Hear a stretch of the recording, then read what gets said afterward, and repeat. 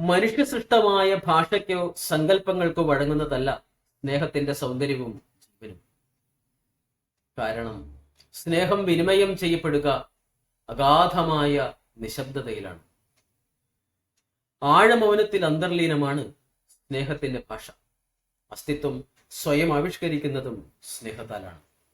ശരീരത്തിന്റെ ശാന്തമായ പ്രവർത്തനത്തിലും കോശങ്ങളുടെ, അവയവങ്ങളുടെ, വിവിധ തരം ശാരീരിക വ്യവസ്ഥകളുടെ സ്വയം പ്രവർത്തനത്തിലും സ്നേഹധ്വനികളുടെ നൈരന്തര്യം സൂക്ഷ്മശ്രദ്ധിതമായ ഏകാന്ത മൗനം കൊണ്ട്, ശരീരത്തിൽ ആഴത്തിലുള്ള നിരീക്ഷണം കൊണ്ട് നമുക്ക് വായിച്ചെടുക്കാം.